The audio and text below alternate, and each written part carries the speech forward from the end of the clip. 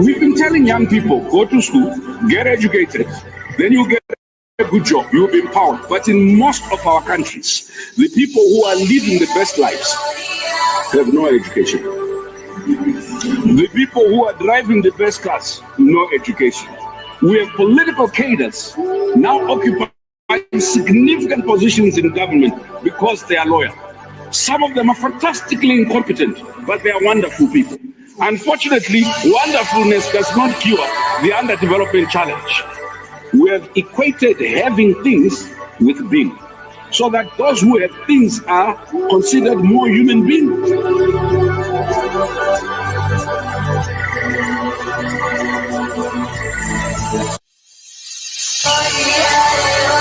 There's a new force of nature at hand, stirring all over the world. They are the young people whom, frankly, we have failed, who are angry, who are organized, who are capable of making a difference.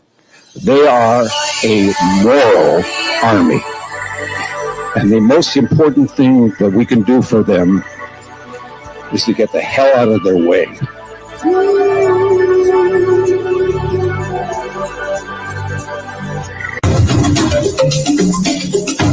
Sisi vile vile sio wote ambao wanataka ugomvi kwa sababu ya ugomvi. Niwaambia nyinyi ni wajinga mkimpata Ruto. Mkadhani tunawadanganya. Jeti ya Ruto. Hii maisha ya Ruto ni stress na ni stress. Mungu wewe umetukosea.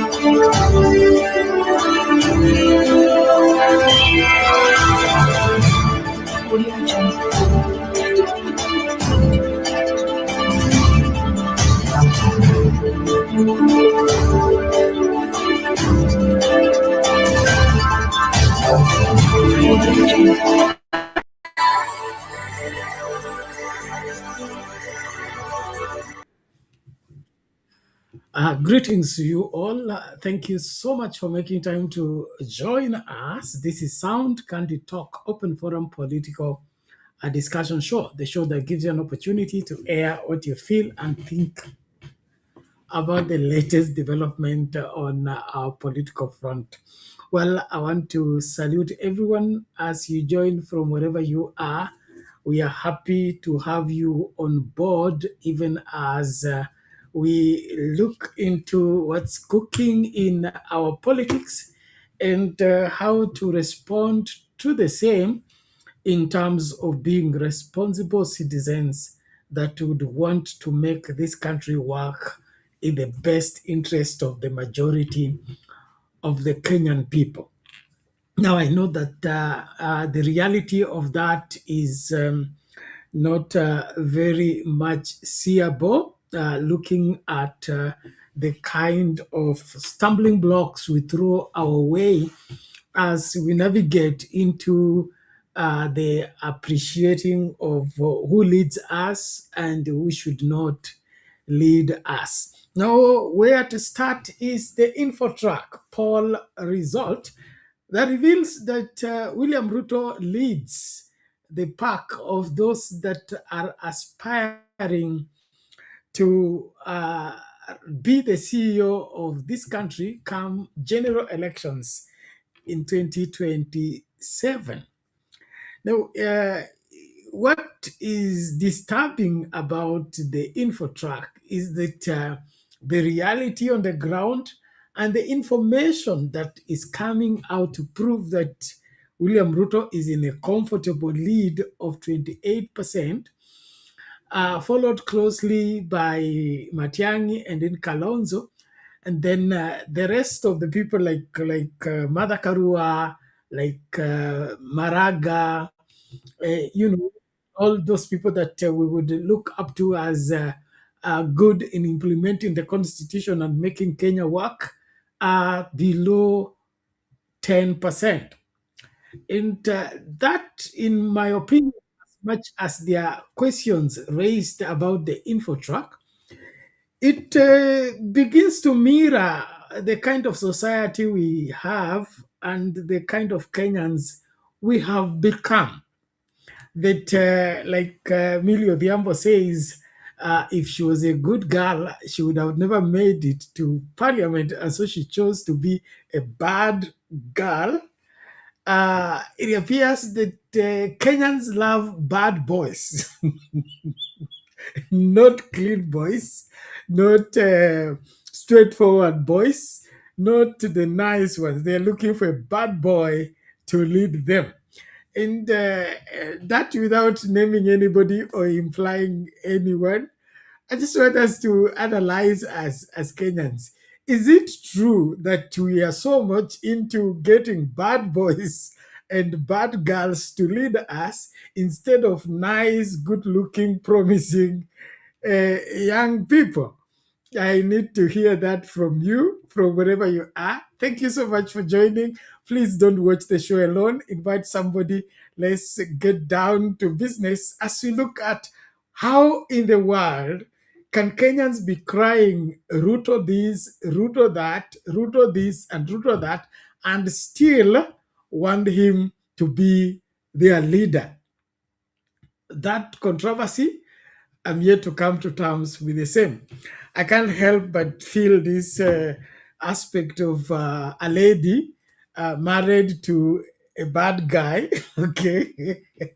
And she's always complaining, she's being beaten, she's being mistreated, she's being manhandled. And then, of course, when she's asked to leave that marriage or that relationship, says, but I still love him.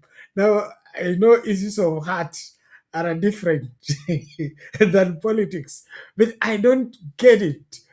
Why should 28% of Kenyans be wanting to still continue with the Ruto leadership when we have an opportunity to escape from the bad leadership and the bad policies that are grinding this country to a halt, to say, but the least? There is crisis everywhere. Crisis in health care, crisis in education, crisis in food security.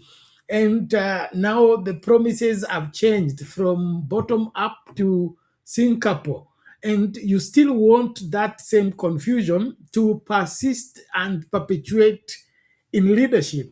You will make me understand why we want bad boys and bad girls to lead us instead of straightforward, forthright people that can help our country develop and, of course, become what it should be, and that is to take care of each and every Kenyan, not necessarily to become first world or second world or third world, but to be able to take care of each and every Kenyan comfortably. That is a more, achievable goal than this Singapore journey and all manner of fighting corruption or fighting tribalism or fighting disunity. Yeah, to me, all that is a mixture of confusion to keep you voting in wrong people so that they can continue doing you wrong, and you complain that you love them, you like them, you can't do without them. Is that where we are?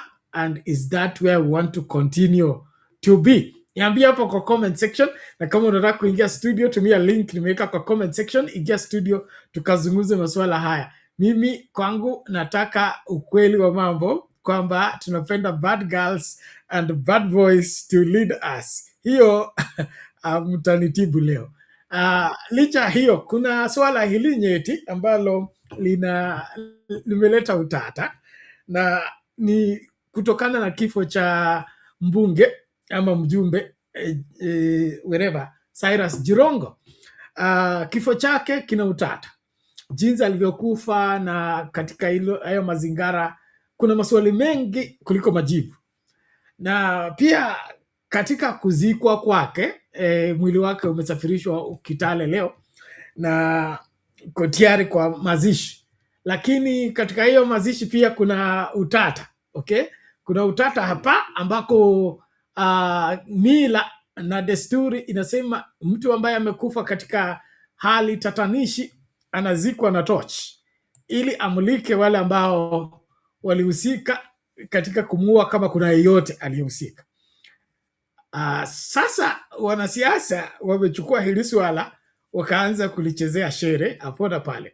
So kuna wale wanasema mtu azikwe tu, tutatumia polisi kutafuta kama kuna yeyote ambaye alihusika katika kifo chake, sheria itachukua mkondo wake.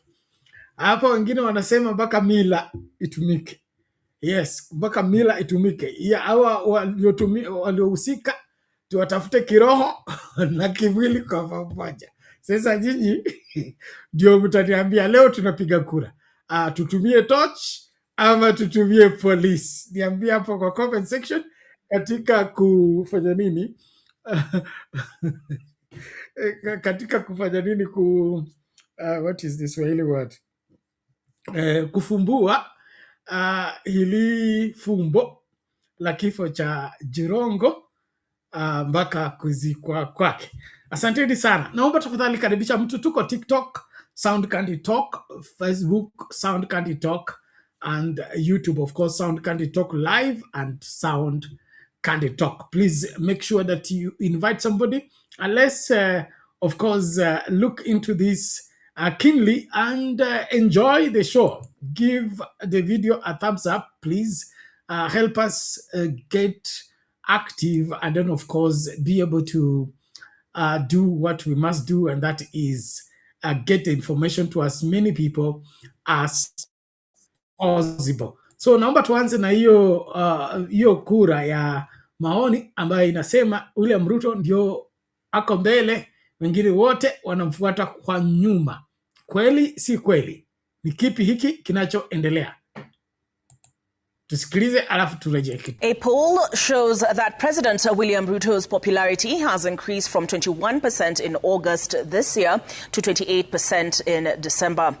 The InfoTrack poll shows that President Ruto is the most preferred presidential candidate, followed by the former Interior Cabinet Secretary Dr. Fred Matiang'i.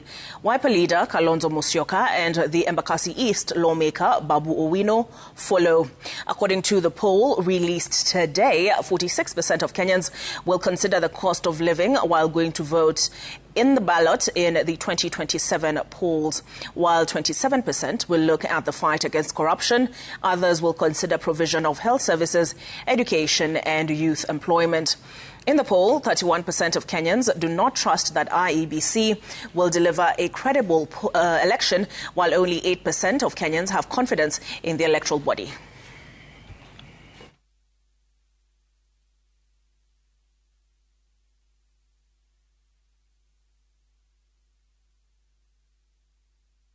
A poll.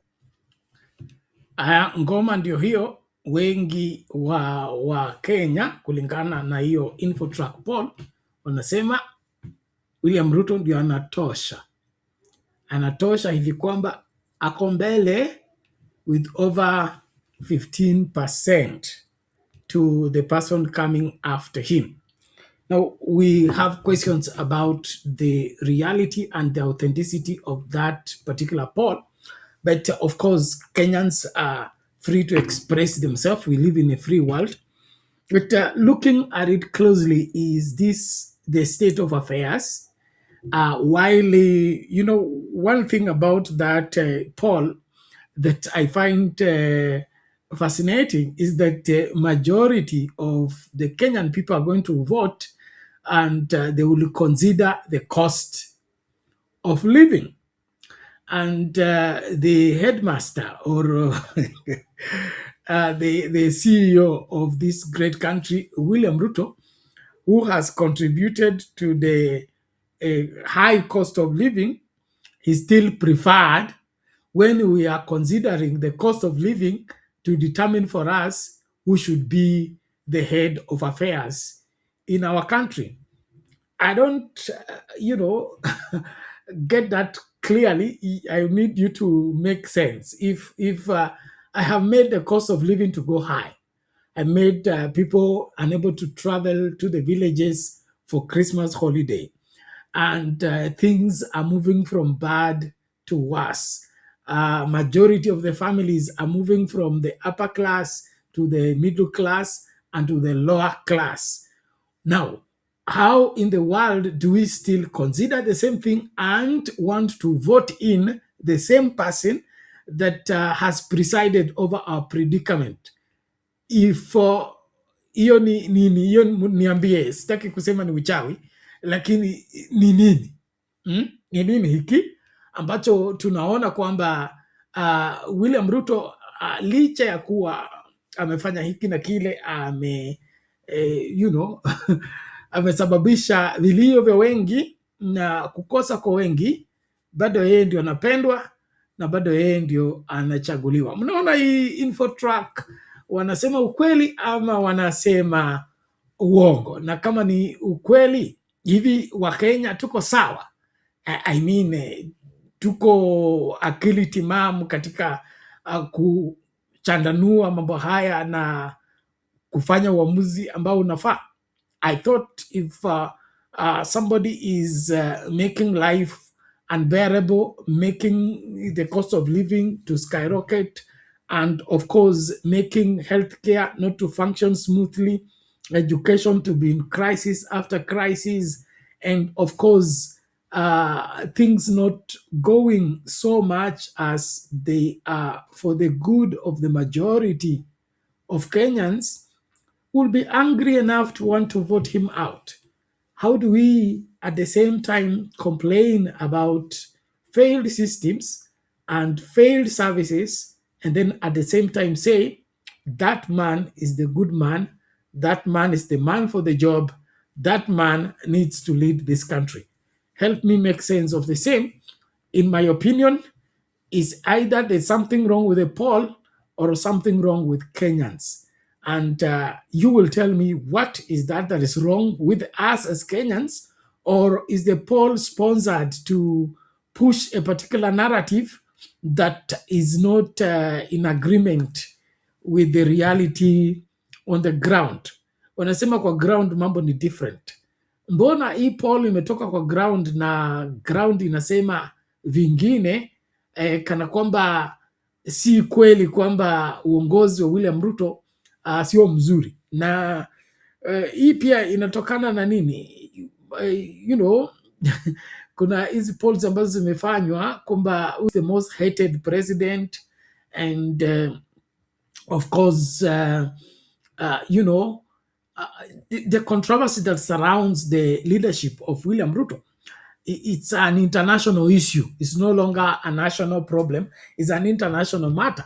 And if he leads in, as the polls say, I'm talking about public things that are in the public domain, he is most corrupt, most hated, and of course, not liked. How come we still want him to lead? Let us know what you think about this. To me, hii inakaa kama video, inakaa kama drama, lakini mtanisaidia. Asanteni kila mmoja, naomba tafadhali tumakinike kukaribishana. Namba ya watazamaji ipande tafadhali, share link widely, get more people to join, and of course we need your opinion. Hapa PS anasema like the video and join the show please. Huyo ni Tuni wa PS hapa, na usubiri tafadhali tumakinike katika kuangalia masuala haya kwa kina. So kuna kitu ambacho tukiangalia tu kwa kifupi, historia ya polls hapa Kenya. Katika hapo awali hakuanga na polls. I think there was a time they were banned or something like that, but polls were brought back by Moi in the run-up to the 1992 elections. Remember, before that, there was no presidential elections. The first multi-party presidential elections took place in 1992. And at that time, Moi was trailing. He was most hated, and Kanu wasn't as popular. And of course, the whole of, we'll say the majority of Kenyans had moved away with the opposition. That is, we're talking about the Ford. Okay, the Ford before there was Ford Kenya and Ford Asili. And so when the majority of Kenyans were in support of the opposition and didn't want to have anything with Moi, and so Moi saw one way of pushing the KANU ya jenga inji narrative, and KANU is too strong, borrowing from the words of Mwai Kibaki, that trying to dislodge KANU from power is like trying to cut a mugumo tree using a razor blade. So things were thick at that point in time. And so the reality, remember, Moi was a consumer of intelligence, and he knew majority of Kenyans are not for him. He knew it for real. And so the reintroduction of the uh, pollsters in terms of predicting or indicating the direction of the election would take was reintroduced to help in managing the narrative that Kanu is finished, Moi is finished, and he can never be elected by Kenyans. And so the polls, of course, they are managed, and in the management of the poll is to see to it that the difference is not wide. Okay, the difference is not wide, so that if the election goes the bad or goes the wrong, in quotes, direction, they can easily tilt it in favor of the other without destabilizing the country. And you notice that from 1992, those of you that follow Kenyan politics and, of course, Kenyan elections, you notice that the margin between the winner and the loser have been always very close, have been always be very close. The difference is always minimal.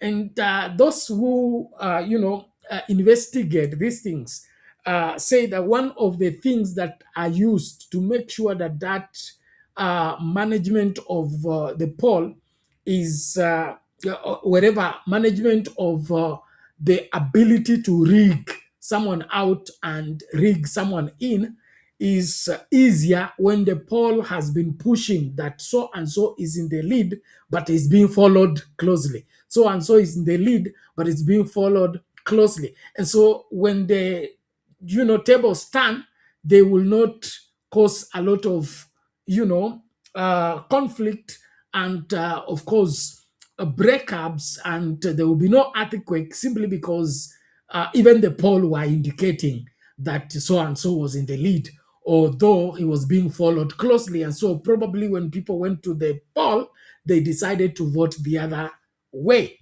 And so we noticed that the reintroduction of the poll into the Kenyan politics was not intended to reveal exactly what is on the ground, but to help manage the situation on the ground so that when Moi gets successfully rigged in 1992, there will be no clashes, there will be no chaos, and of course, there will be that benefit of doubt that although people were in opposition and, of course, voted for the opposition, Moi still led. And then, of course, beside the poll managing the situation, there was also the aspect of dividing the opposition. Okay, make sure that there are multiple number of candidates from the opposition wing so that the opposition vote is split and Moi can easily sail in without much problem. Do you notice 92, Moi was president with less than 40% of the vote, the same with 97. And that is the history of the pollster in the Kenyan politics. And it appears that the poll that were being given by InfoTrack, and of course, there was the other one, TIFA, and all that.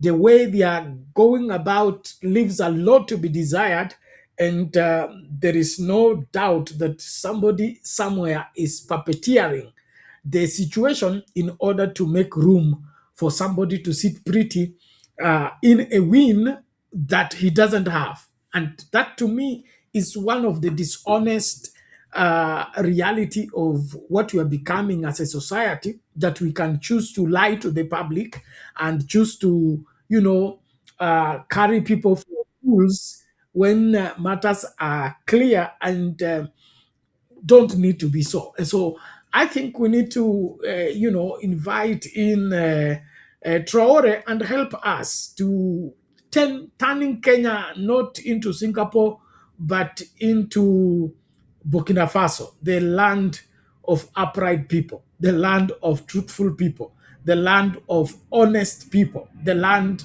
of straightforward people.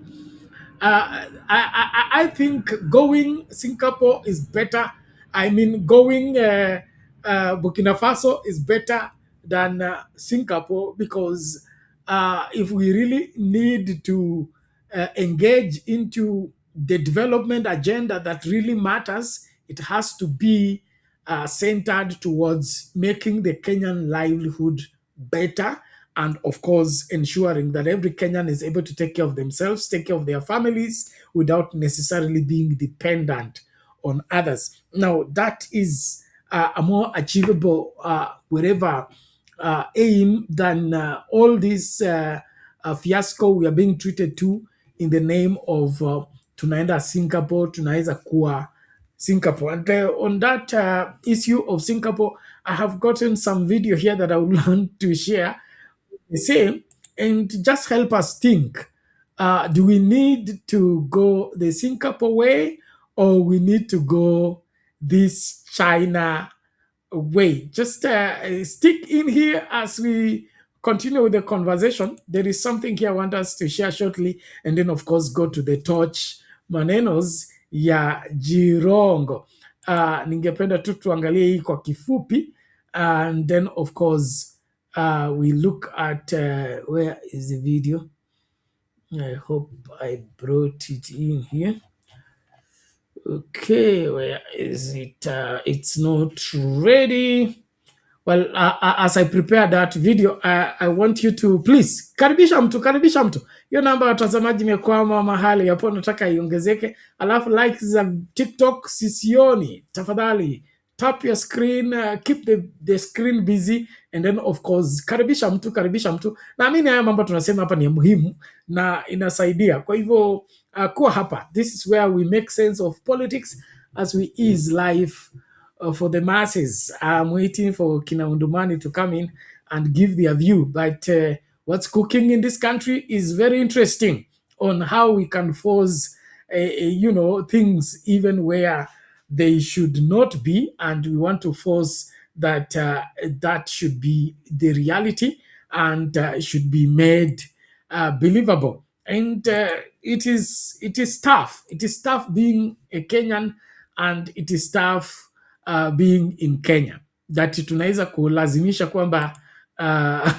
mambo yako hivi hata kama yako vingine, na katika hiyo hali tusababishe kwamba hakuna mchezo, kila mtu amini hiki ndio kipo na lazima kiende hivi, haswa ikifika kwa masuala ya uchaguzi.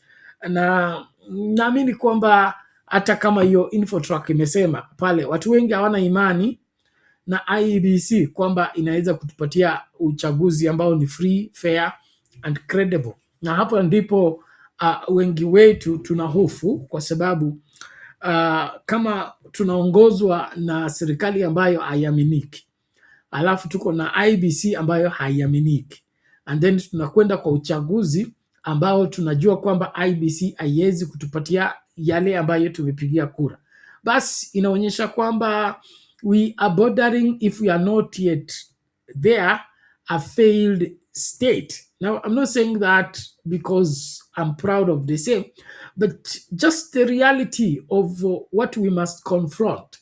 That why are we so much hurrying towards a failed state when we are, talking about going the first world, or, heading to development of the magnitude of, competing with the international community in a way that is, in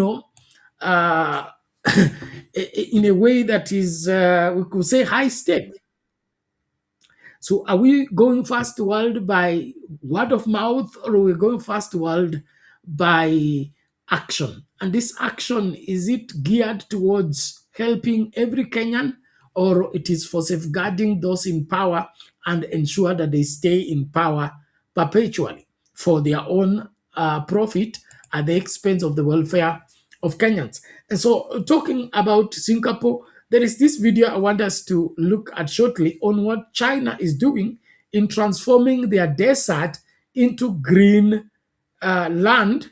And us, we have desert part of Kenya that we are not willing to look at, we're not willing to address, we're not willing to change it into green. We are talking about going to Singapore. I just want you to look at this and to help me make sense of whether we are the mad ones or China is the mad one. Look at this. You won't believe this. China is now #1 in the world at stopping deserts. And the wildest part? They're not using high-tech machines. Their secret weapons are actually bundles of wheat straw and a few tiny desert shrubs. Workers push the straw deep into the sand, creating thousands of tight, square grids across the desert. It looks unbelievably simple, but the results are insane. These grids cut wind speed by 50% and block 90% of drifting sand, basically freezing moving dunes in place. When spring comes, they plant tough shrubs like sand willows. These plants are absolute survivors. Some even stay alive with almost no water at all. Give it just a few years, and dead land starts turning green again. Right now, China is running the largest desert control project on Earth, stretching across 42% of the entire country. Who would have guessed that the world's hardest environmental challenge could be solved with something so simple? Today, China has already turned 70% of treatable deserts green, and dozens of countries are flying in to learn how it's done. So what do you think? Can a method this simple really change the future of deserts forever? You won't believe this. China is now #1 in the world at stopping deserts. There you have it. There you have it. Now, the reason I brought in this video is how much of land do we have in Kenya that is not useful simply because it is dry, it is desert, it doesn't receive enough rain. Okay? Looking at the Kenyan map and the land that is called semi-arid is bigger than what is green and useful. And so I brought this to address this animal we have begun to talk about, Singapore, okay? If we really want to deal with the Kenyan problem and solve it rightly, then we should deal with our issue here. What is the issue? We have huge land, parcels of land that is not in use, okay? We have what we call absentee landlords. They own massive land, and that land is not put to use, it's just kept there because they own the title deed and they're the owners, and they're not putting that land to use, number one. Number two, we have these semi-arid areas until we have a ministry called Ministry of Semi-Arid Areas. These semi-arid areas have people we call governors, okay, and senators, and women rep, and members of parliament. We are not seeing anyone taking the challenge of turning Turkana green, turning Marsabit green, turning Wajir green. We are all talking about Singapore. The Singapore, we don't know where it is from where we sit. Now, I find it very difficult when you listen to politicians talking about helping this country while running away from responsibility. So if China will attempt to turn their desert into productive land, desert, and us, we want to squeeze the last coin from the last man in this country to come up with what we're calling infrastructure fund. And then we have affordable housing fund. And then we have affordable housing levy. And then we now have healthcare view. SHA, what?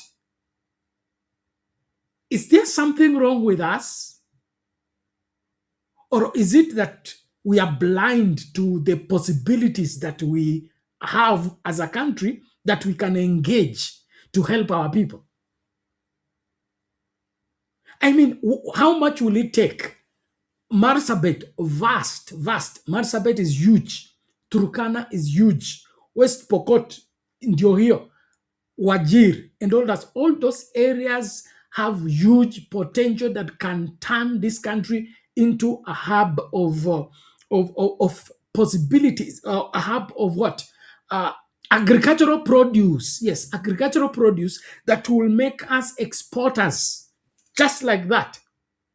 And the water for that business is right underneath the sand, underneath the so-called semi-arid area. All we need is to dig and get out the water, treat the water, and put it on irrigation and turn the whole of Turkana to agriculture, the whole of Marsabit to agriculture. And we'll never talk about food security. We'll never talk about import or import of anything called food in this country. But what are we doing? Twende Singapore, 1 term, 2 term, 3 term, no term, term. We are busy talking about term when our really problem is failure to utilize the resources that we have. And so these counties that are in semi-arid areas have been in existence for how long now? 15 years, okay? 15 years, and the transformation on the ground, we still need microscope to find what the resources that are being relayed into those counties, including what we call, what is it called? There is extra fund that is sent to counties that are marginalized. Okay, is it a balancing fund or something like that? And so when the rest of the counties are receiving their allocation, these semi-arid counties receive extra. And it is rumored that the governors in those particular counties, that extra money that is sent so that they can accelerate development into their counties and be able to match with the rest of the counties that went ahead of them, that money is used to mortgage a house in the US, mortgage a house in the UK, mortgage a house in Dubai. And this is the scene we have. This is the madness we have. And this is the kind of attitude we have towards leadership. And now seeking of government leadership or public leadership is no longer an opportunity to serve the masses and safeguard the resources of the country, but an opportunity to loot what you found in the office, run down the ministry, run down the parastatal, run down the county as soon as you get in. In my opinion, we don't need to go Singapore. We need to get back to utilizing resources. For William Ruto, you don't need to turn Kenya into Singapore. Just shoulder the responsibilities on your desk. Yes, shoulder the responsibilities on your desk. Do you know that you can turn this Kenya into heaven on earth without taxing Kenyans one bob? Just put to use the natural resources. Maximize the natural resources. Maximize the natural resources. Instead of maximizing the natural resources, look at what Ruto is suggesting. We should now go and begin to plant GMO products because they are drought resistant. Which drought resistant? When we have rains throughout, when we have water underground, when technology has advanced so much that to drill water, you don't need to bring all excavators and all big machinery. A small machine is able to drill water. The treating of the water, technology has greatly advanced. We don't need a whole, mass machinery to treat water. We can treat water from a simple place, simple machinery. So the reason why Kenya remains backward is because the leaders want it to remain backward. In fact, when now I'm saying this because I'm angry. Let me just say that. I'm saying this because I'm angry, because it is rumored that those semi-arid areas in this country are a part of what we call foreign currency earning projects. Okay, foreign currency earning projects. As long as Turkana remains a desert and Marsabit remains a desert, Wajir remains a desert, we have NGOs, okay, that operate in those harsh environment, and they are receiving funding also. So because of that funding, we have foreign exchange coming into the country. And so they would rather keep Turkana desert, keep Marsabit desert, keep Wajir desert, because it helps them earn foreign currency. You see the kind of backwardness we have, the kind of madness we have in the seat of power, that they would rather, instead of turn the place into being productive and freeing the people there from handouts, they want to sustain the handouts because it gives them foreign exchange earning.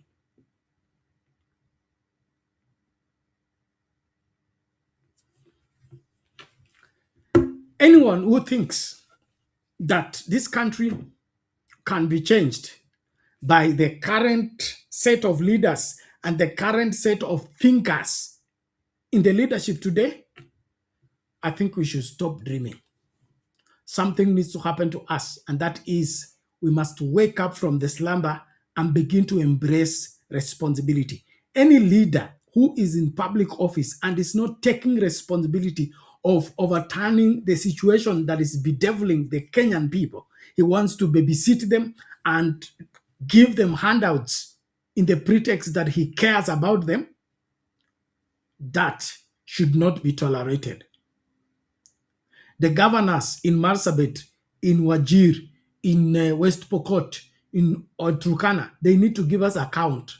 How much land have they put to use since they began to receive allocations? Because you did not become governor of Turkana to sustain the desert. You did not become the governor of Marsabit to sustain the desert. You did not become the governor of Wajir to become wherever, is it Wajir or whatever, to sustain the desert. Why, for once, can't we think outside the box and begin to do what really helps the people? Singapore, one term, 2 term, 1 term. Feed the people, you can't. Treat the sick, you can't. Feed the students in school, you can't. Feed the sick people in Kenyatta National Hospital, you can't. And you come to tell us, kazi bila break. Hii ni kazi gani? Ni kazi gani inafanyika hapa? Kwa sababu kwangu mimi kuwa kiongozi ni kurahisisha maisha ya watu. Kuwa kiongozi ni kubeba mzigo ndio, lakini huo mzigo ni kuhakikisha kwamba huo mzigo umewabebea watu. Sio kubebesha watu mizigo. So you take with one hand, you give with one hand and take with another. Well, that is it. So China, they are facing their problem. What's their problem? Their desert. They are converting their desert into Greenland. You have run away from your desert. You fly in and fly out. You run away from absentee landlords, people who own land and that land is not in use, and you can't confront them because they are rich, they are big and all that. We need a leader in this country who is going to say, you either put the land to use or give it to somebody who can put it to use. Look at what's happening with Nairobi. And that is one thing that I salute Kidero for. Okay? Kidero, while he was governor, came up with a policy. If you have any building within the CBD that is still 3 floors, it must be brought down and you build a modern building. If you can't sell the building to somebody who can do that. And look what's happening. The whole of Nairobi is translating into a modern city at a high rate, just by one policy. So what is this about us having a huge land that is arable, a huge land that can be put to proper use, that Kenyans don't need to buy unga for 100 shillings. They don't need to buy unga or sugar for that 130 per kilo. We don't need that. We can cut that by by over 50%, simply by producing our own sugar, processing our own sugar, and everybody will be smiling, not because the farmers are suffering. No, no, no. The resources are available and the facilitation is there. This aspect of us feeding on the blood of the hungry and feeding on the pain of Kenyans need to be brought to an end. How do we bring it to an end? Let us multiply resources. Is it not demand and supply? Yes, you will determine the price of products by what? Multiplying the supply. Why are you controlling the supply? Let the demand and supply determine the price. Let's overproduce maize. The price of flour will drop. Let's overproduce rice. The price of rice will drop. Let's overproduce whatever it is that we need to overproduce. And then let us distribute it wherever evenly. As a government, you take on responsibility that kuna maembe Ukambani, okay? Tupeleke lori Ukambani, ibebe maembe, ipeleke wapi? Garissa. Ili bei ya maembe Garissa na bei ya maembe Ukambani iko sawa. Wote ni wa Kenya. Hapa katikati nini? Serikali imehakikisha kwamba hakuna mahali kuna uhaba wa maembe, hakuna mahali kuna uhaba wa viazi, hakuna mahali kuna uhaba wa mahindi. Hiyo ndio serikali. Lakini sasa hii serikali yatingiza 2 term, 1 term, 3 term, Singapore, bottom up and all that. Let's stop the madness, face the work and get the job done. Kama uwezi, ngatuka. Hakuna mtu anakulazimisha kuwa rais. Hakuna.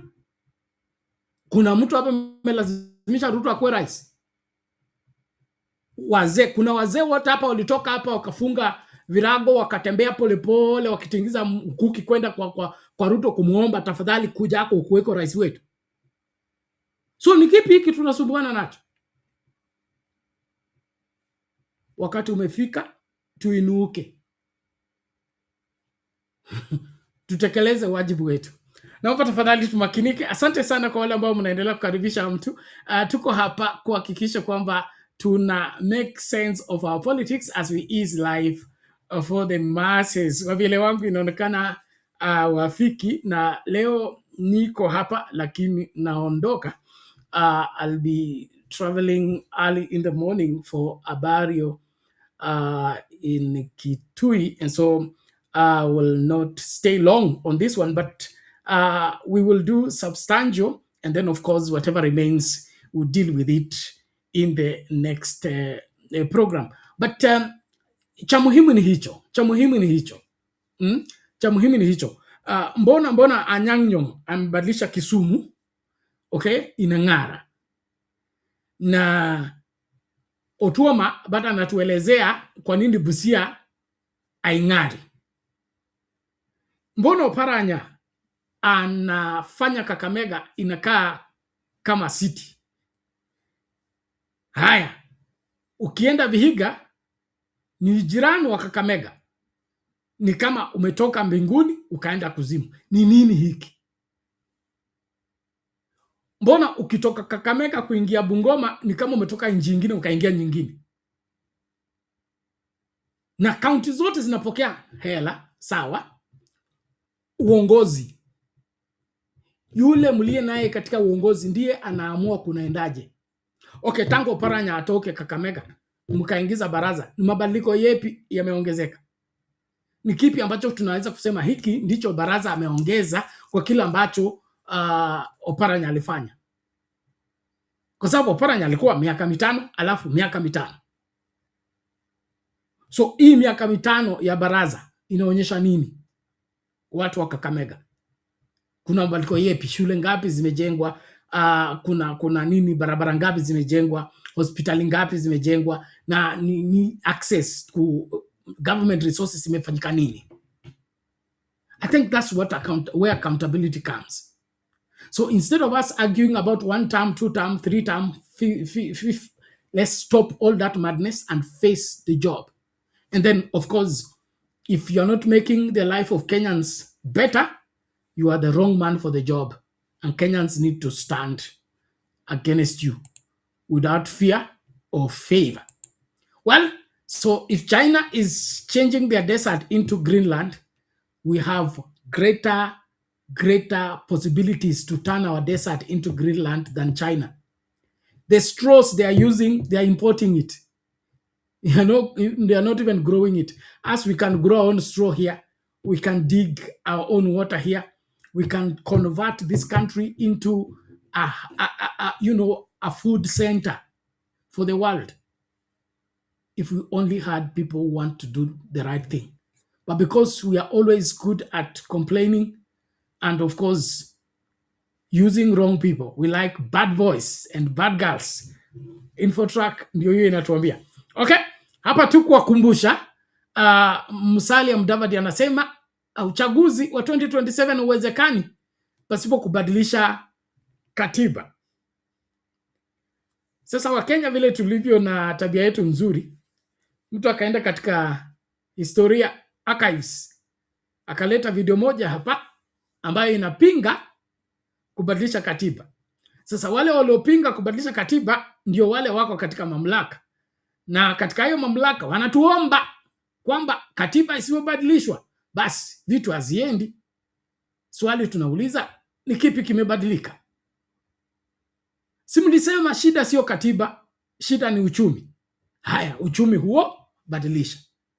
So mkishaingia, badala kubadilisha uchumi, sasa mgeuka tena mnataka kutubadilishia katiba.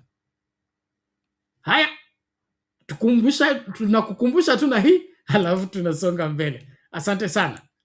Mambo ni tofauti. Kuna wale wanataka kududanganya na wametuzoea. Ati wanataka kududanganya shida ni ukabila, tubadilishe katiba ndio wapate vyeo. Sisi tunawaambia shida si ukabila, shida ni uchumi. Tubadilishe uchumi. Kila mwananchi apate kazi ama biashara, aweke pesa kwa mfuko. Nyinyi mnanielewa?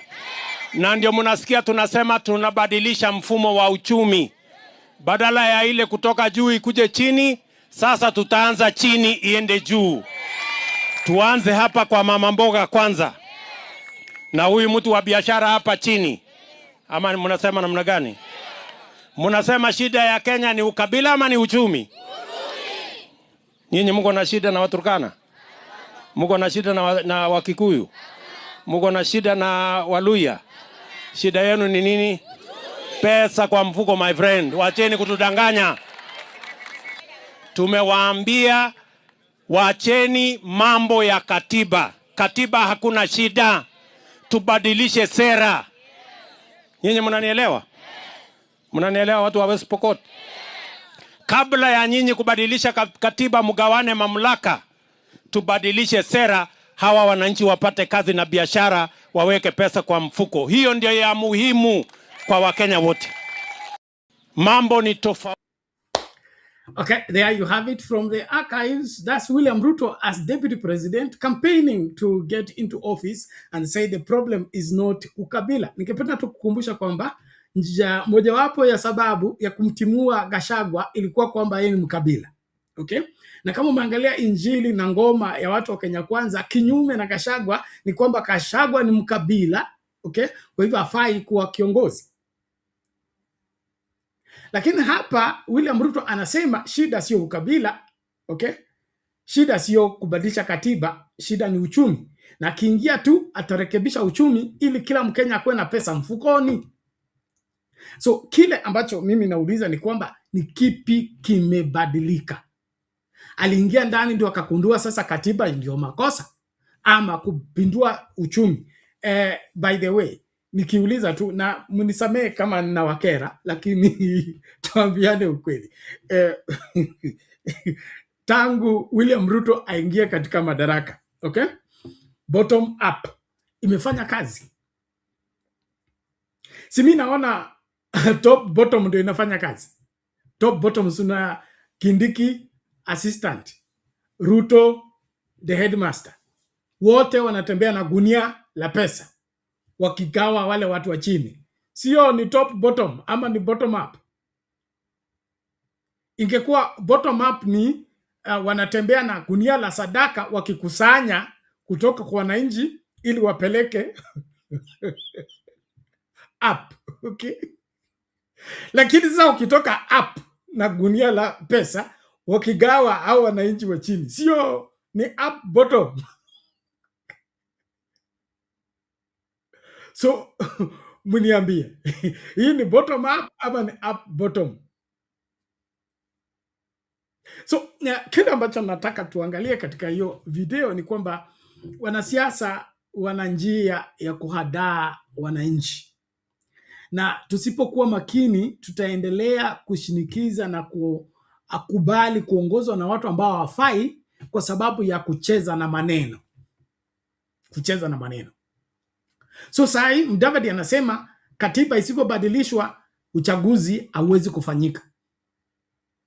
Kwa nini? Ati vile katiba ilivyo sai mtu yeyote anaweza kwenda kotini na kuzuia hiyo serikali mpya kwa sababu watu wajahesabiwa upya, boundaries hazijawekwa vile katiba inasema.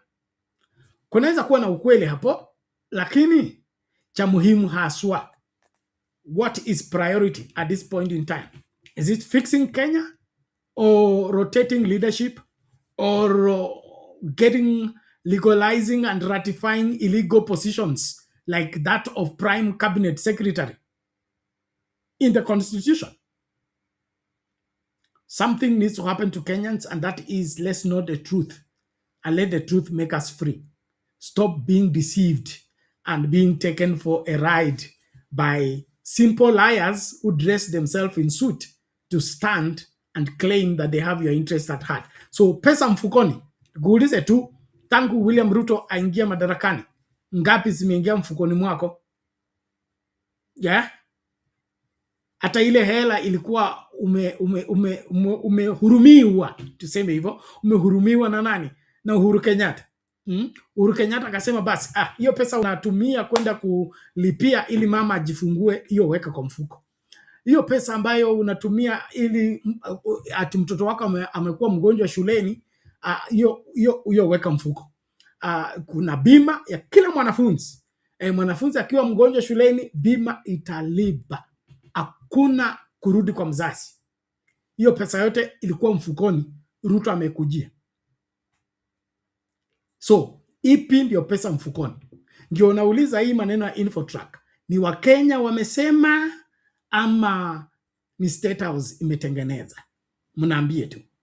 Kwa sababu hapa mimi sioni pesa mfukoni. Na sina imani ama sielewi kile ambacho kinaendelea. Ukweli ni kwamba uchumi haujaendelea vizuri. Maisha ya Wakenya haijaboreka hata wanaposema kwamba tunahama kutoka slum tukienda kwa affordable housing. Hiyo mambo haibadilishi chochote. Kwa nini? Bilioni vile vile. Uhaba wa hela ni huo. Uhaba wa kazi ni huo. Matibabu haifikii kila mtu. Janga lingetokea saa hii, ndio mimi huwa nashukuru Mungu kila siku. Nashukuru Mungu kwamba corona ilikuja wakati wa Uhuru Kenyatta, wakati wa Matiang'i na Magoha. Mwangalia cabinet siku hizi. Angalia tu cabinet vizuri na unaambia corona ingeingia saa hii.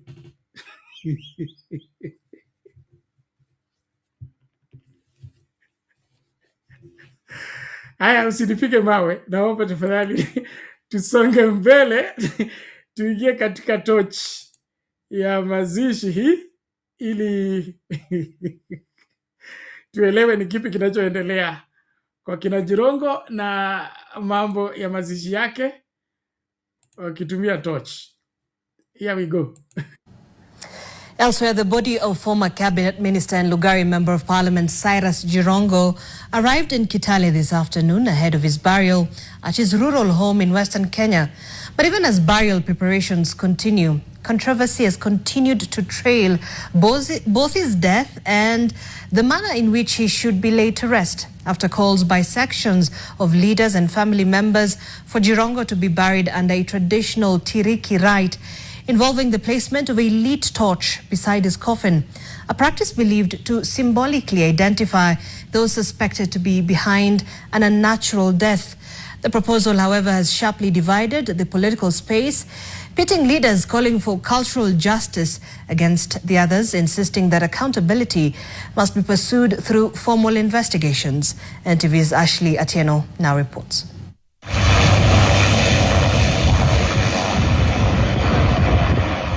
The final journey of former minister and Lugari member of parliament Cyrus Jirongo began this afternoon with the arrival of his body at the Kitale airstrip.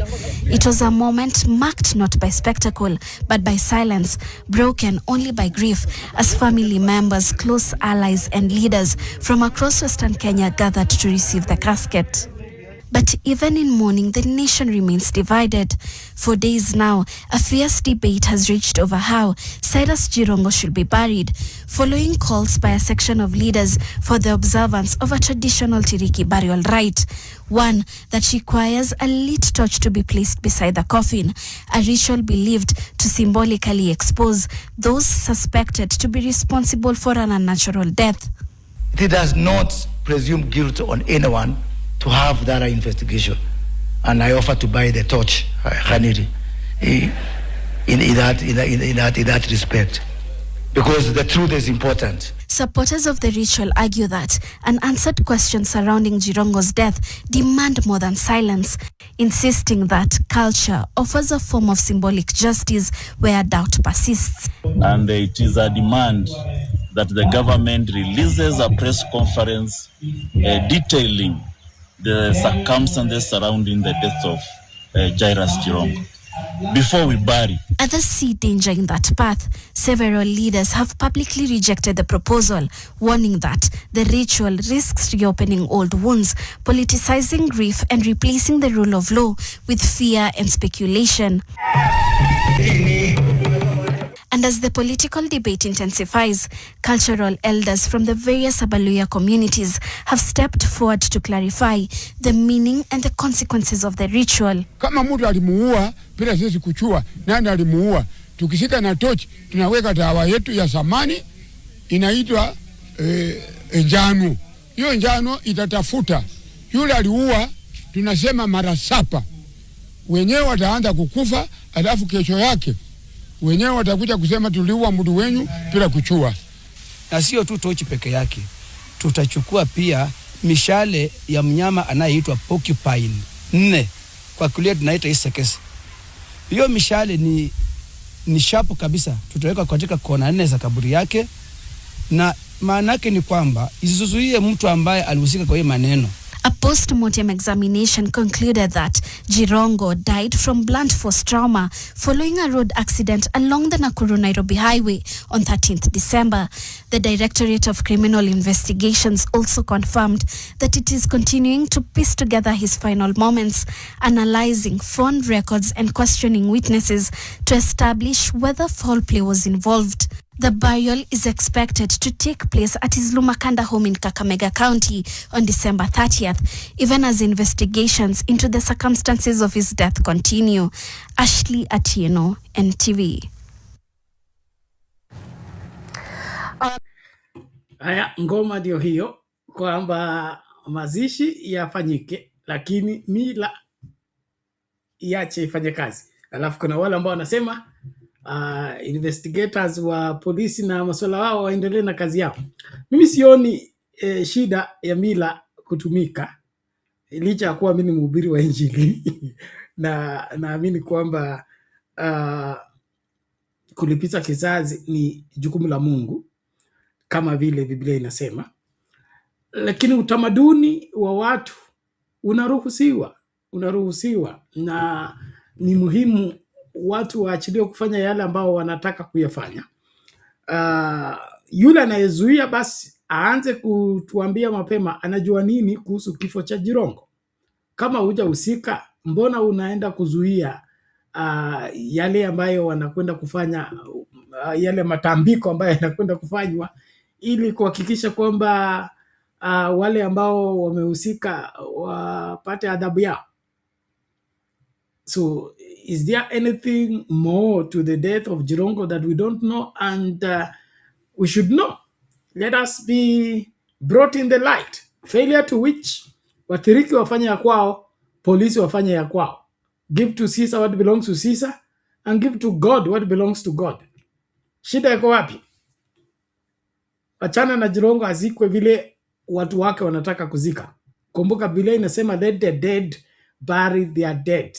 So wenye mwili wauzike vile wanapendezwa kuuzika.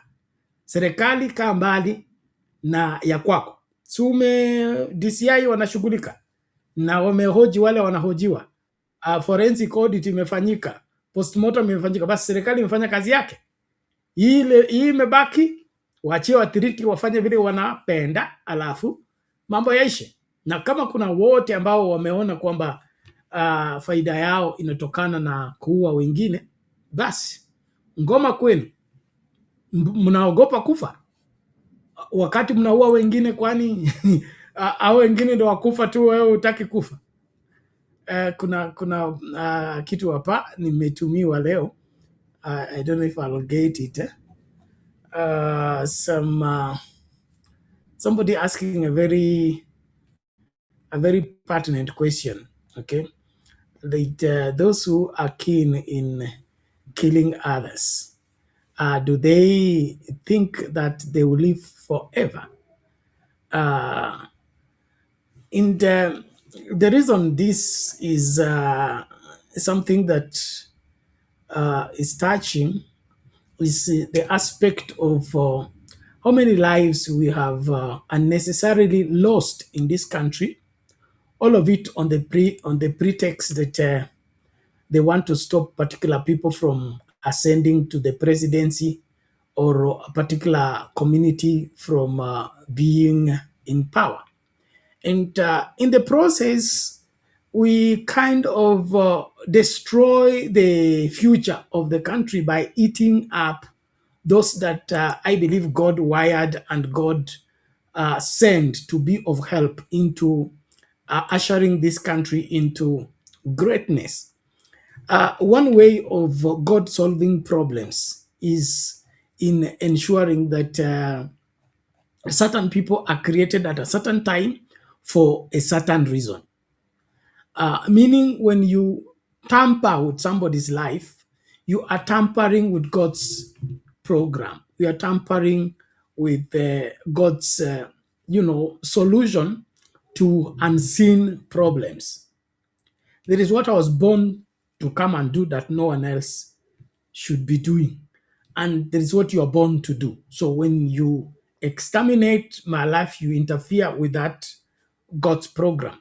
And this greed for power that leads this country into exterminating people and killing people, all of it on the premise that you are the one to be in power and nobody should threaten your being in power.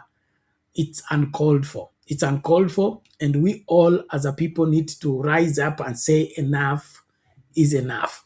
I have always held this understanding.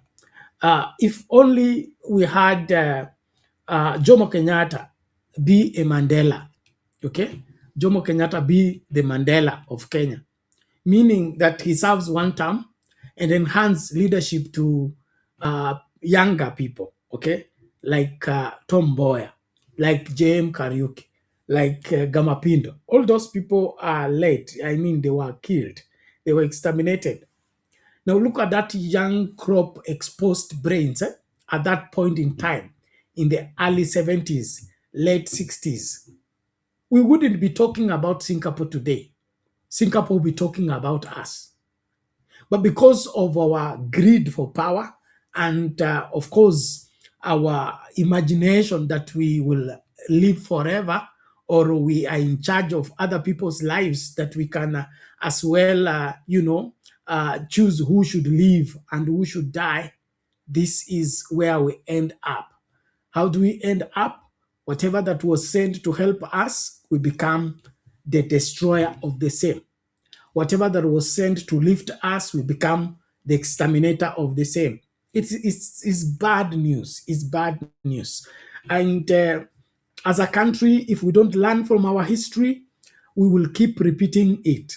And I think we have not learned anything. We have not learned anything. And It really hurts that people so much,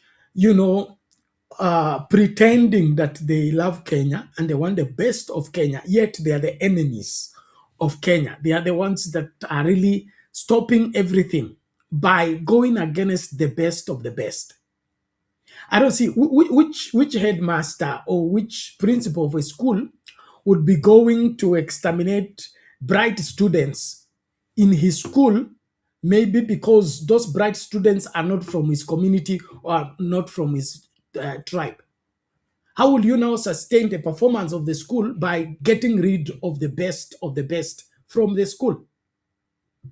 I've asked this question and I'll keep asking until we get what we need to get.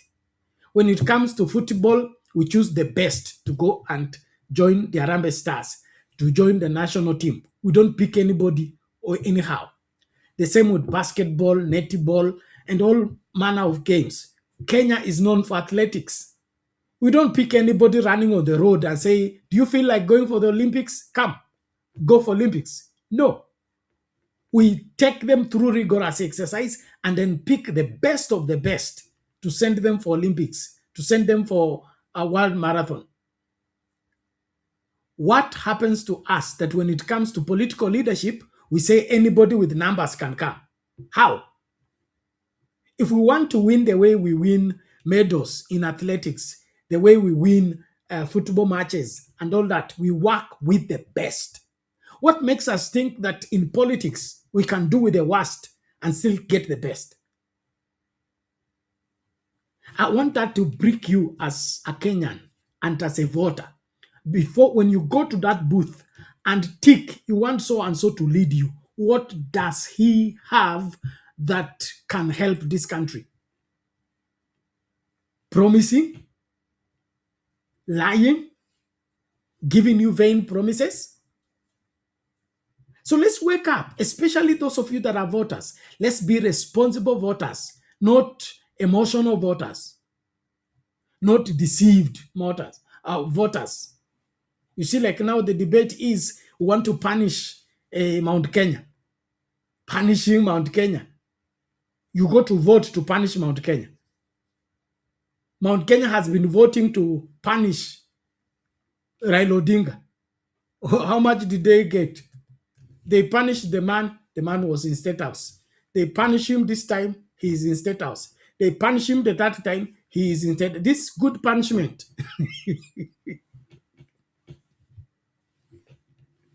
Let's not go to vote to punish anybody. Let's go to vote for Kenya. Vote for making Kenya better. Vote for credible leaders. Vote for top quality. Stop all this nonsense that you still want somebody who is running this country to the south to continue running it. No. Something needs to happen to us. And as Kenyans, let's talk straight on these matters. Reject bad leaders. Reject bad leaders. Kama huyo governor wenu ndio anakula pesa, ana mortgage nyumba Amerika, alafu anaacha Marsabit inakuwa desert, anaacha Turkana inakuwa desert, anaacha Wajiri inakuwa desert miaka yote 15, na bado mnataka kusema ati yeye ndio anafaa. Anafaa kivipi? Wakati umefika wa Kenya tupevuke, tuache mchezo. Kama kura ndio inaamua, basi tutumie hiyo kura kuamua vizuri. And then of course kuna hilo swala la IEBC, tutalizungumzia kwa kina labda katika kipindi ambacho kinafuata. Kile ambacho tunahitaji kama Wakenya ni kusimama na kusema kwamba imetosha. Imetosha. Ni kipi hiki ambacho kinafurahisha watu katika kuua wengine na katika kujifanya kwamba hao ndio peke yao wanaweza kuongoza, ama hao peke yao ndio wanafaa kuongoza. Okay, here is the portion. Let me just read it out. This was posted by, I think it's Caroline Florence Jabbar. She's a blogger. We blog for Raila Odinga together. Now, she says, at times, strange things happen in Kenya. My question is, those who always give orders for innocent lives to be taken, will you guys live forever? Why, and I ask, why kill innocent people for trying to prevent the truth from coming out? And then she lists the names there.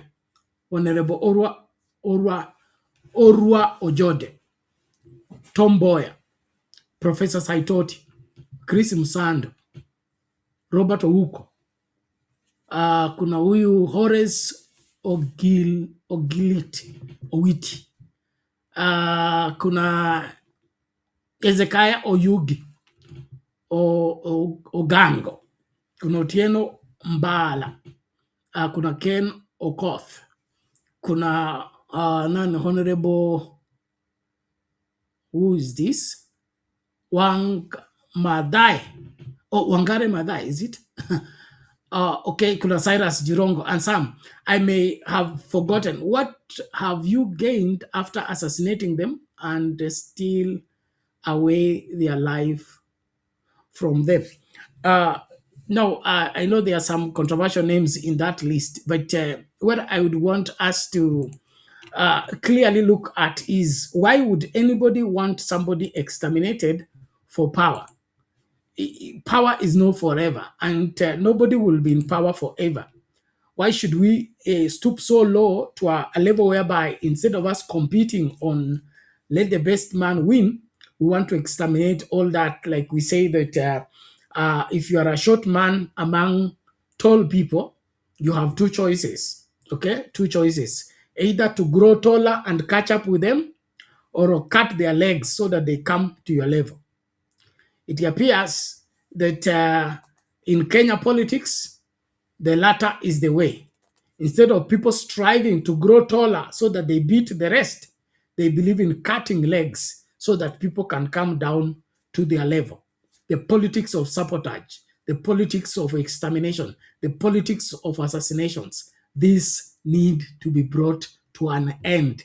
We are a country, and our children and our children's children are our blessing. Our bright students are our blessing. We should not exterminate them. We should not kill them. If somebody knows something that you wish to know, go to them and learn from them. Killing them will not make you add what they have to them. I always tell workers who are prone into reporting their fellow workers to the boss so that the boss can sack them. I always say that you are a receptionist or a secretary, whatever it is, and you're always reporting so-and-so came late, and so has not eaten, and so this and that. You say, as soon as the boss sacks this person, they will add you the work of that person, but not add you the salary that person was drawing. That's what happens. So let's not be a man-eat-man society. Let's stop being man-eat-man society and be responsible. Be responsible. If the people you are leading are a challenge to you, it means you have a lot of attacking on your side. You have a lot of improvement required on your end. So if somebody is getting in politics and is far ahead of you because he's wiser, he's wide, wide traveled, he's highly exposed, there are two things: go to them and learn and become like them, or hire them so that you engage their expertise in your quest, so that we don't interfere with the standard and the quality of life by killing people that are supposed to be helping us move forward. The earlier we run away from the politics of assassinations and the politics of exterminating people, the better for this country. The better for this country. We have buried great brains that were meant to propel this country to prosperity, to self-reliance. All of it in the pretext that tunalinda urais, tunalinda ukubwa, tunalinda uongozi. Operation Linda Nchi, Operation Linda Rice. Kuna wale ambao wanaongoza ile genge la abductions, ati wanalinda urais.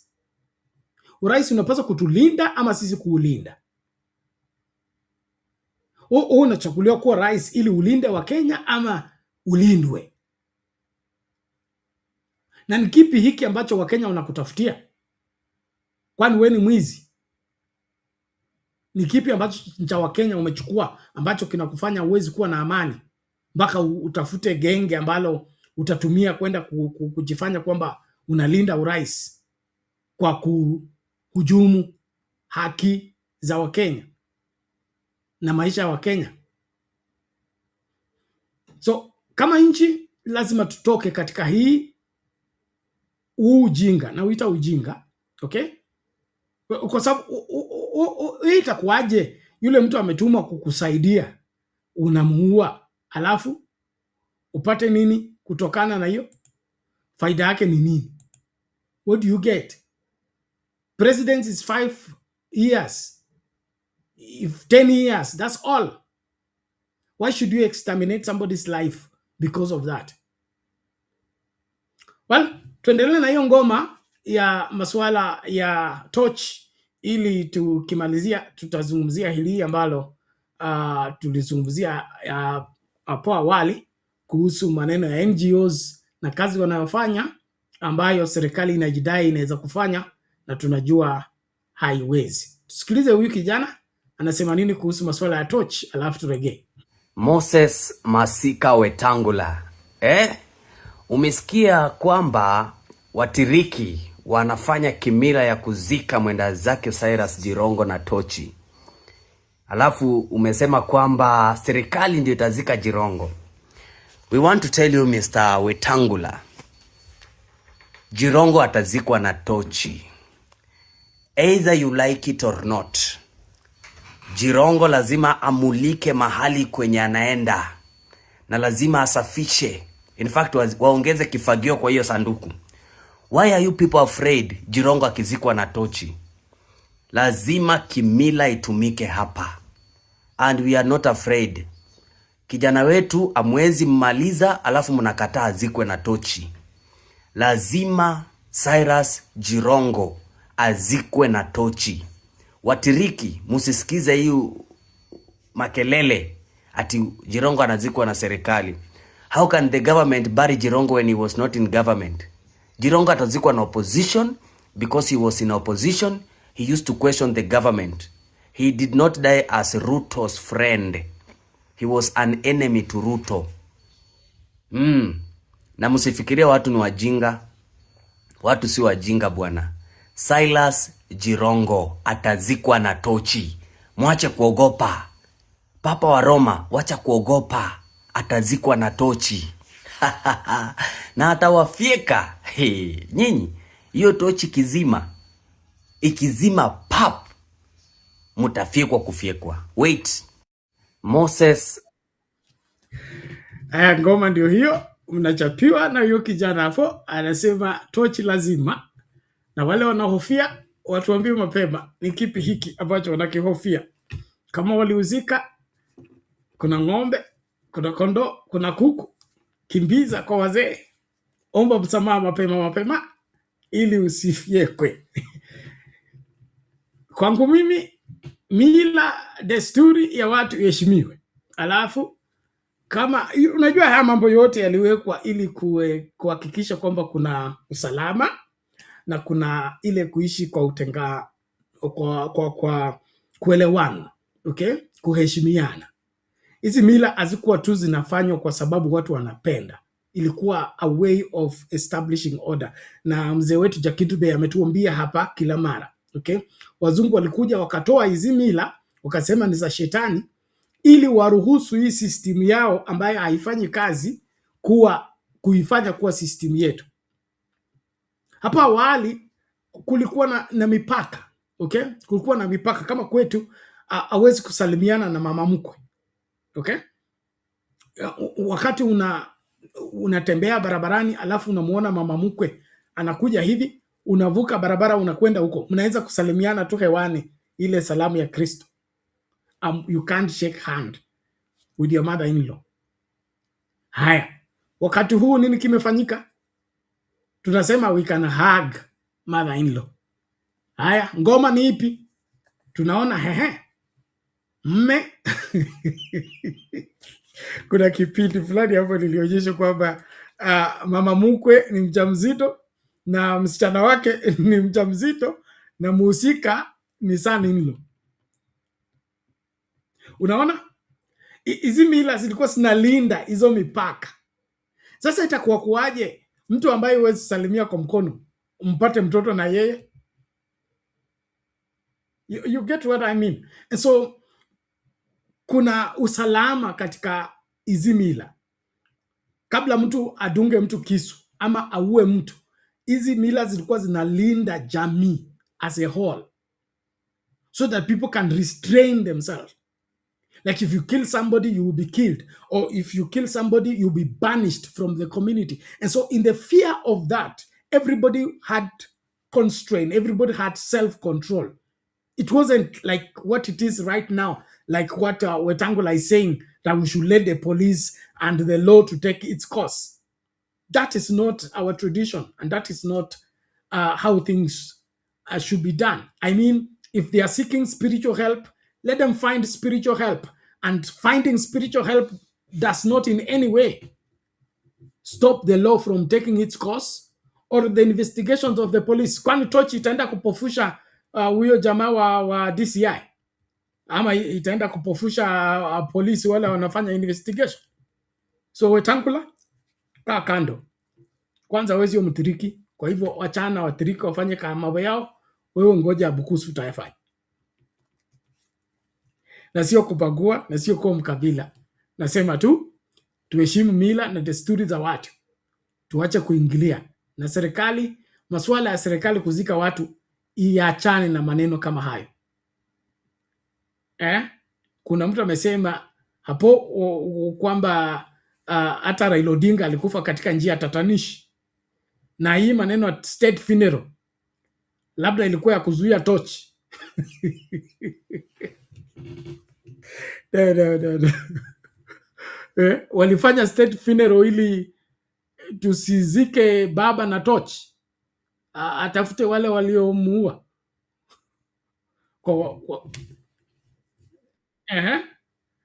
So maneno ya state funeral hapana. Wacha watiriki wafanye mambo yao. Polisi fanye kazi yao. Give to Caesar what belongs to Caesar and give to God what belongs to God. Muda unaendelea kuyoyoma, lakini naomba tu tafadhali tumakinike katika kuendelea kukaribisha mtu alafu kulike video. And then of course we really want to thank all of you that make this program a success by of course helping us pay our bills. Na kama vile niliwaambia hapo, wale wako TikTok kuna hiyo till number hapo ambayo unaweza kutumia kuhakikisha kwamba tunanunua tokens na tunaendeleza kipindi hiki bila shida. 516575 ni buy goods and services. Na kama hauwezi kutumia till number kwa sababu uko ng'ambo ama kwingine, basi unatumia Safaricom line +254718454585. Wale ambao mnatufuata YouTube na wherever, YouTube na Facebook, namba hiyo ina scroll pale chini, naomba ukaitumie ili tuendelee na kuzungumza mambo haya wazi wazi kama ilivyo. Tujifunze kutoka mmoja na mwingine, lakini cha muhimu ni kuwajibika kuhusu nchi yetu. Yes, tuwajibike kuhusu nchi yetu. Na kama siasa ndiyo inaamua nani anakuwa kiongozi, nani hakui kiongozi, tusijitenge na siasa. Tusikae mbali na siasa. Tuhusike moja kwa moja ili tujue kipi ni kipi na ni wapi tutakwenda kama mambo yanaharibika. It is important that we do that.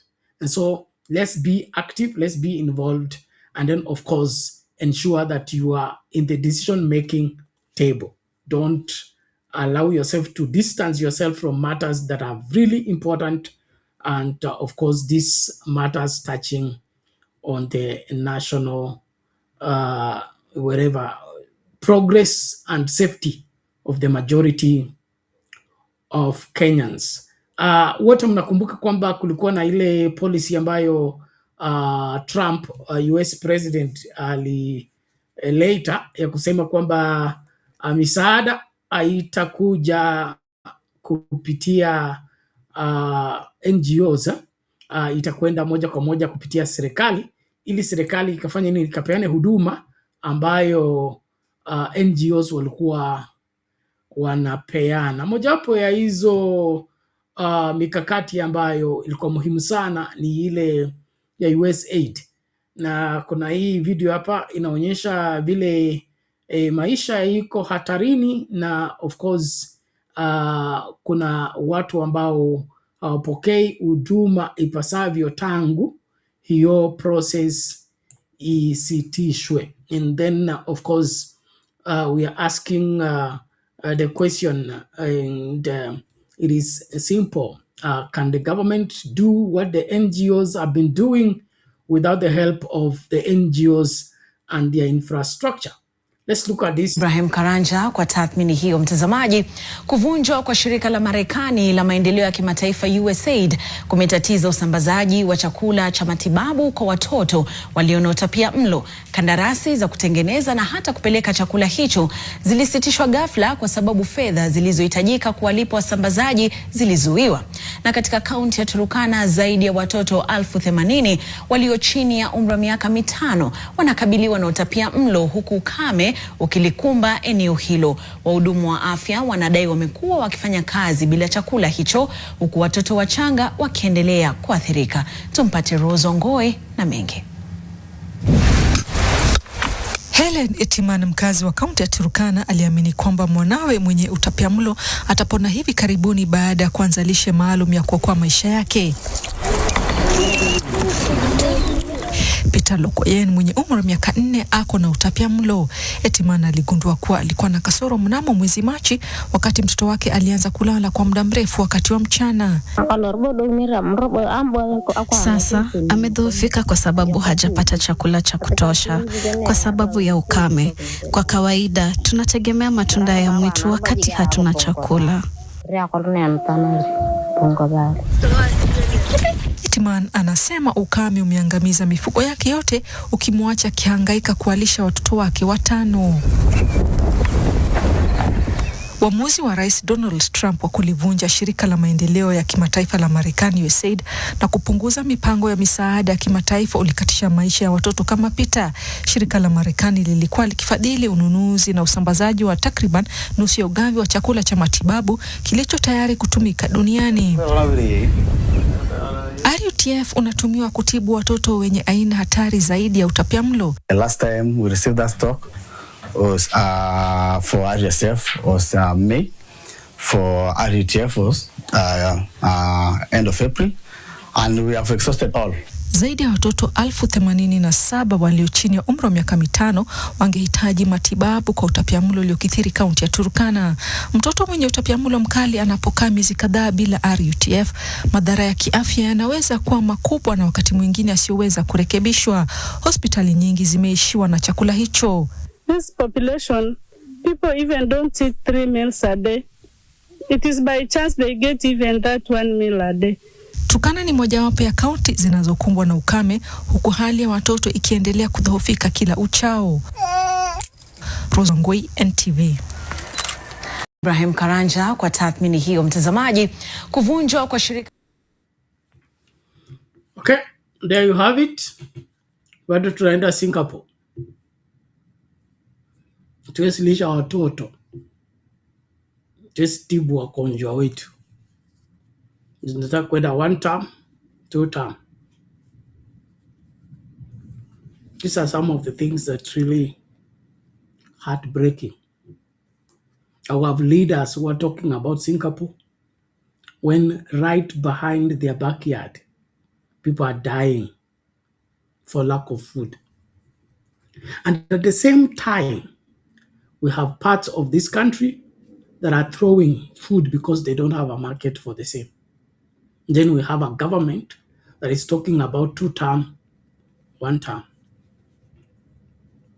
I pray for this country that God will send us a leader who will not stomach this stupidity and be able to help this country pick up the pieces and become what it should be.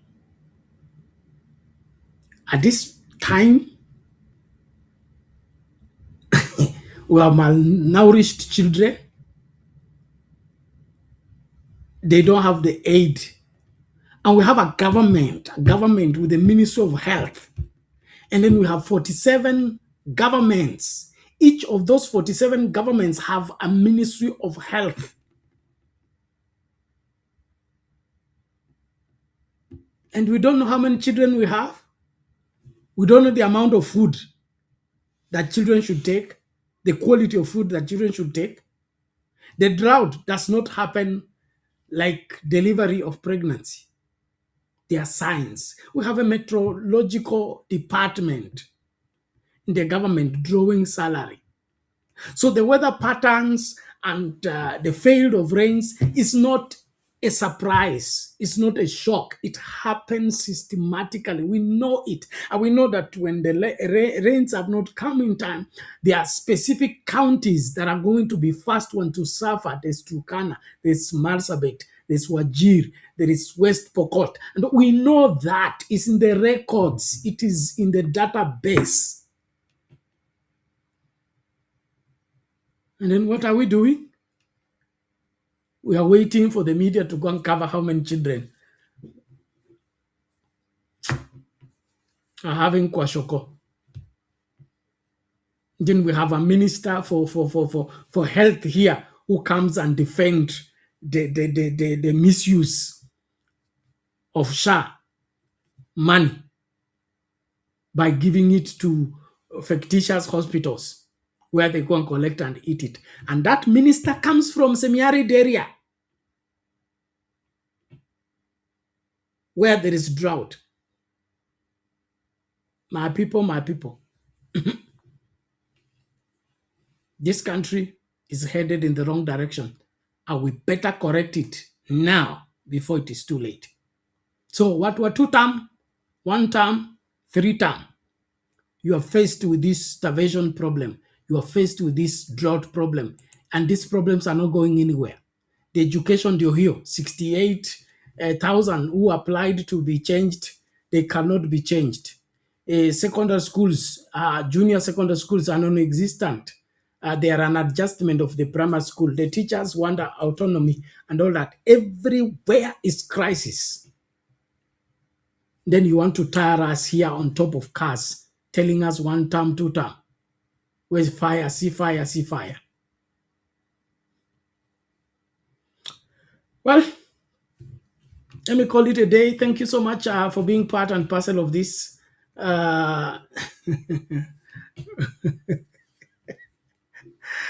Nani huyu Simba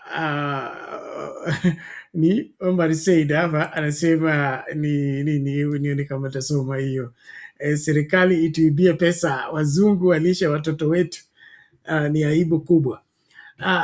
Hivyo ndivyo mambo yalivyo. Yani tuna serikali hapa inajidai inafanya kazi, lakini vilio aliishi. Then baadaye tena wanageuka wanasema ni sisi watu wa 2 term, ni wanatuzuia kukua second term. Kwa nini? Marais wote wanakuanga second term. Second term kufanya nini? Kuendelea kusupervise vile tunavyoumia? Kama nchi haiwezi kulisha watoto, nchi haiwezi kusomesha watoto, serikali haiwezi kulinda wale watu ni wagonjwa. Kenyatta Hospital tuliambiwa juzi, wagonjwa wako huko wanameza dawa, hawana chakula. So kama wagonjwa hawana chakula, watoto hawana chakula, ni kipi hiki serikali ya William Ruto inafanya? Na kwa nini tuipatie second term? InfoTrack inasema you like bad boys. So utaendelea kuongozwa na wasiofaa kwa sababu hamna choice. Something must happen to us. Our country needs to be salvaged. And like I said, not going to Singapore. Tunaenda Burkina Faso. Yes, Burkina Faso. Hiyo tunahitaji. Kwamba kila kitu kifanyike kwa faida ya kila mwananchi. Sio viongozi na sio wanasiasa, bali ni wananchi. Kama kuna rasilimali yoyote ya nchi hii, ni kwa ajili ya wananchi, sio kwa ajili ya serikali wala viongozi. So Mwambie Ruto sio Singapore, ni Burkina Faso. Yes, Burkina Faso barabara zinajengwa na wananchi kwa faida ya wananchi. Hospitali zinajengwa na wananchi kwa faida ya wananchi. Shule zinajengwa na wananchi kwa faida ya wananchi. Hiyo ndio tunataka. Sio 2 term, 1 term. Sio ati kabila hili linaonewa ati kwa nini Wakikuyu walifanya 2 term na sasa Wakalenjin wanazuia kufanya 2 term. Hiyo debate ikome. Hawa wanaokufa njaa ni Wakikuyu. Hawa watoto wa Turkana 80,000 wanakufa njaa ni Wakikuyu.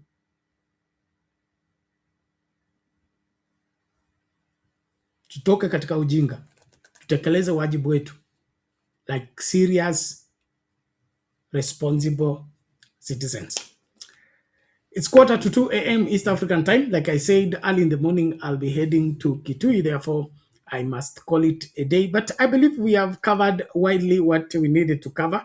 What remains, we'll deal with it in the subsequent shows. But please keep it a sound, candid talk. Support us. And then, of course, subscribe if you have not subscribed. Like the video and then share it widely. Even after the show, share the video so that whatever we covered widely, people are away, are able to capture even as we go further. But in the meantime, I really want you to think deeply.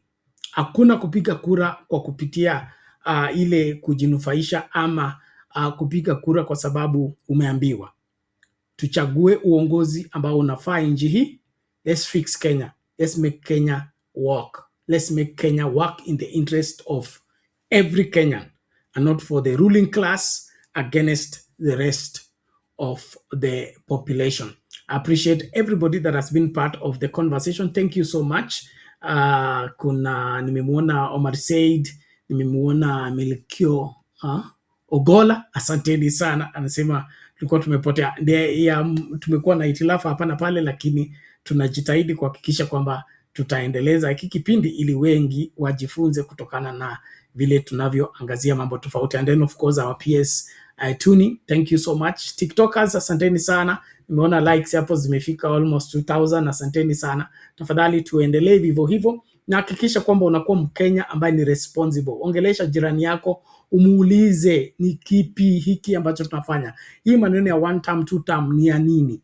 Ni kipi ambacho tunaangalia katika nchi ya kipendezi? Okay? Kama vile nimesema, kama ingekuwa mimi ni rais, gavana wa Turkana na kamata yeye na tupa ndani. Kama gavana wa Marsabit na kamata yeye na tupa ndani. Hata kama kuna sheria, tutatafuta hiyo sheria kiwa ndani. Kwa sababu wewe huwezi kuendelea kukaa kwa ofisi miaka 15 bado unategemea msaada na unapewa pesa ambayo wewe unapaswa kuipangia kulingana na mahitaji ya kaunti yako. You are given an allocation so that you come up with programs that are fitting for your county. So the priority of Marsabit is not the priority of Nairobi. The priority of Turkana is not the priority of Kiambu. Na umepewa allocation. Lakini vile watu walikufa wakati wa Moi, walikufa wakati wa Kibaki, walikufa kabla devolution, bado wanaendelea kukufa. Alafu hapo mnakuja kutuchosha na maneno ya 1 term 2 term. We need governors that know what governance is. And the reason for devolution is to develop our various counties based on the needs and their priorities. Mlikuwa mnasema kwamba uamuzi unafanywa Nairobi na wale wanafanya uamuzi hawaelewi ground. Sasa tukasema tufanye devolution, kila kitu ifanywe kwa ground. Sasa nyinyi mko ground.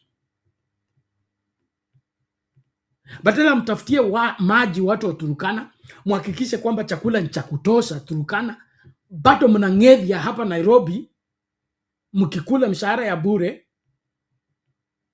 Halafu mnakuja hapa kutuambia maneno ya 2 term.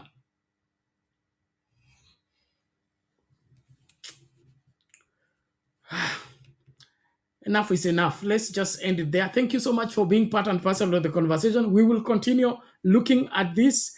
Hata wakituchokia sisi tutasimama imara kwa sababu nchi hii ni yetu.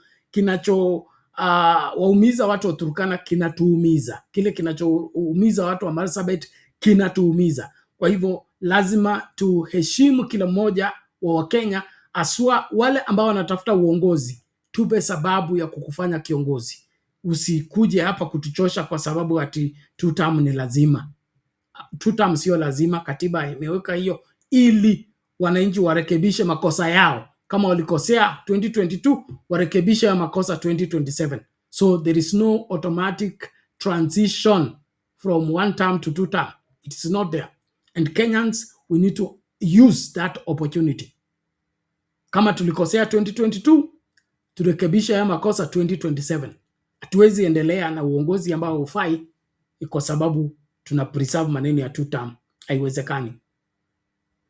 Na wahusika wote wa ile swala ambalo tumeonyesha la Turkana, pekeni hiyo lishe inayotafutwa ambayo ilikuwa inanunuliwa na Amerika, weka kwa budget. Usiweke kwa budget, saini jambo la dharura. Red Cross and all the whatever institutions that are for emergency cases, it's time to move in with speed and help salvage the situation. How do you expect those families to keep going in this kind of situation? So let's do the necessary. Thank you so much. Naomba mniachilie, tutakutana tutakapokutana katika masafa mengine. Naomba tafadhali makinika, wajibika na hakikisha kwamba unahusika katika kubadilisha nchi hii ili tusonge mbele kwa pamoja tukielewana. Asanteni sana. God bless you.